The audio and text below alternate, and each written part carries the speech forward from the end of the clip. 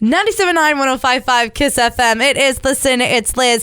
We are learning lupus with Masonic Medical Research Institute all month long, and we have had some really amazing people in studio, but I am so excited to have closing out our month. We've got Melanie, and you guys know her best from Crêpe and Waffles. Good morning. How are we? Good morning. I'm good.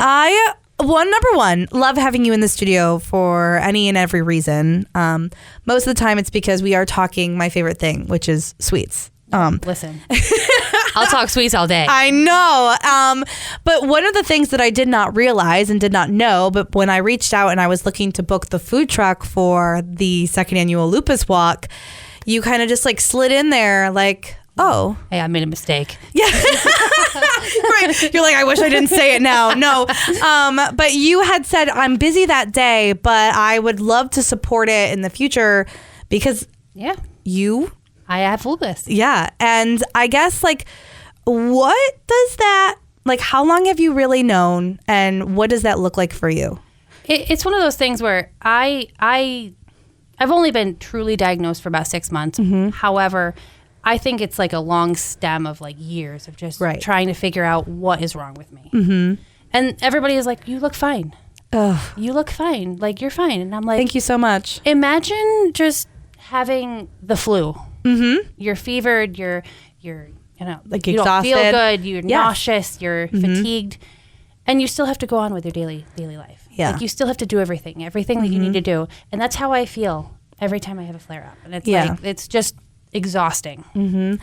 And when you finally got the diagnosis, did it make sense? Like, did it help did and you? It didn't really, because it's like I'm still living with it. It's still there. It's not like you're doing anything to kind of help me at the moment, but it was just kind of like, I guess, like a little bit of relief. Like, I finally have a name to what's actually happening to me. That's fair. Yeah, to know that part of it. And for people who are listening and they don't know, because the majority of the time people don't know, with lupus, what exactly are like your flare-ups that you see? It all depends. Like, I get really bad joint pain. Mm-hmm. The brain fog that comes with everything is just tough, nauseating. Mm-hmm.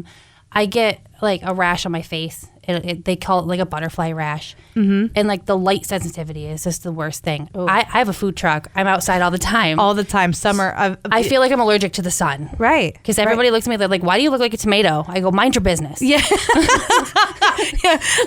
Which is why I love you. But it's something that you are a small business owner who, I mean, you own a food truck. You're right. You have to be out and about. So now knowing that is that, I mean, obviously it's not like they know exactly why lupus is happening. They don't. And they're working on finding out why it's happening.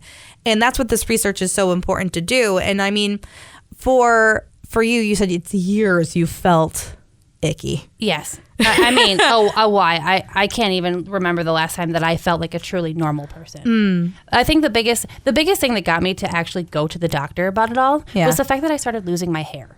Oh. Yeah, I used to have super thick, super long hair.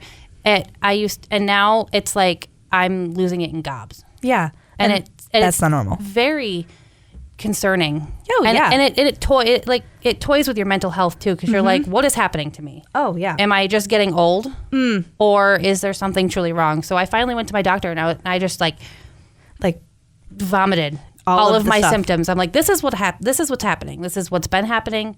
This is what's there. Mm-hmm. We did test upon test upon tests. Everything came back fine. Then more tests, then more. I mean, it was just a long stem of just everything finally, trial and error. And then finally it was like, hey, this is what it is. Wow.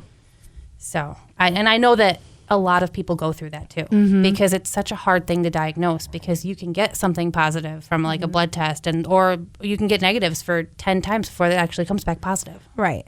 And it's hard too, because the lupus symptoms that people have are like, so not normal symptoms, but they're things that you can be like, oh, it's this. We were just talking about it off the air about, you were like, oh, it could never be because of my lupus that my hand hurts. I must have hit it somehow. Exactly. Right? Why am I waking up like I am? Like, I wake up, I'm like, oh, I can't open my hands.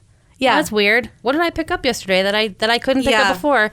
I was diagnosed with carpal tunnel back when I was 18. I had carpal tunnel surgery. It did absolutely nothing. Yeah. So now it's like I'm going back and forth with like the rest of my life. I'm going, was that because of that, or did I just have lupus? Right. That's crazy.